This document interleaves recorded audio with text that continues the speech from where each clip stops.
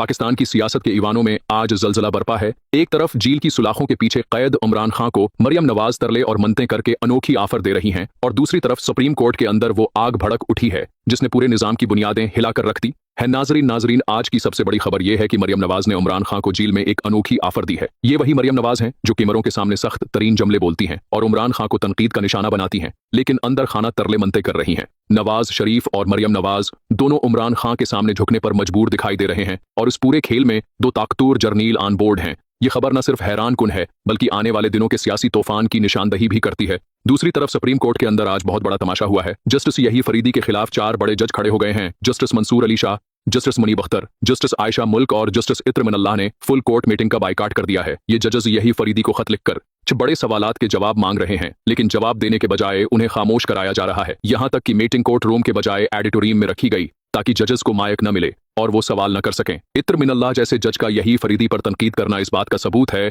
कि मामला बहुत संगीन हो चुका है।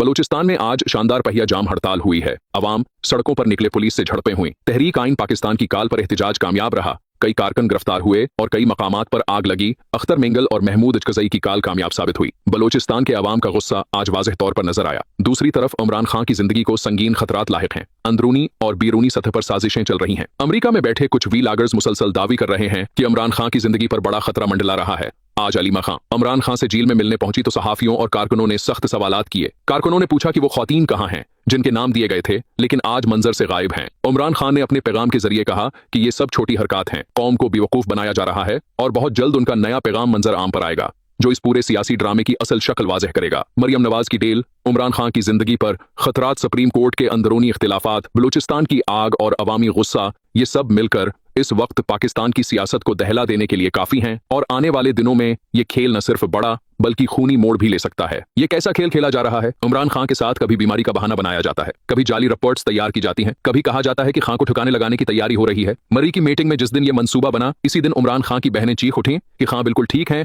सिर्फ मामूली आंख और कान का मसला है। मगर ताकतूर हलकों ने यह कहानी बना डाली कि खान बीमार है और बाहर मुंतकिल करने का मंसूबा तैयार है। यहां तक कि जाली मेडिकल रिपोर्ट्स तक बना ली गई, बगैर टेस्ट लिए, बगैर खून का नमूना दिए। ये रिपोर्ट बना दी गई कि खान बिल्कुल सेहतमंद है। अलीमा खानम ने खुलकर कहा 5 अगस्त को खान को कत्ल की धमकियां दी गईं और इसी वक्त बीमारी का ड्रामा खड़ा किया गया। मीडिया को रिपोर्ट दी गई तो हकीकत सामने आई कि मसला सिर्फ कान और दानत का है, मगर शूर मचा दिया गया कि खान की जान खतरे में है। ये जाली रिपोर्ट्स सहाफियों तक पहुंचे, बीनुल अक़वामी मीडिया तक कहानी पहुंची, मगर खानदान और विकला बार बार कहते रहे कि खान बिल्कुल सेहतमंद है, वजन जरूर कम हुआ है लेकिन कोई खतरनाक बीमारी नहीं। इमरान खान खुद कहते हैं कि जिस्मानी ताकत कमजोर हुई है, मगर असल ताकत ईमान और अज़्म है। कैद को अल्लाह की नामत करार देते हैं और कभी रहाई के लिए हाथ नहीं फैलाते, मगर पस पर्दा असल खेल कुछ और है। मरी की खफिया मीटिंग में असल बहस एक्सटेंशन और नोटिफिकेशन पर हुई और फैसला हुआ कि 5 साल का नया नोटिफिकेशन दिया जाए, यानी सन 2030 तक का मंसूबा। फौजी क़यादत ने 5 साला प्लान तैयार किया जिसमें कर्जों का खात्मा और माइशत के नए ख्वाब दिखाए जा रहे हैं। न लीग ने कानून साजी की कि फील्ड मार्शल की कोई उम्र नहीं,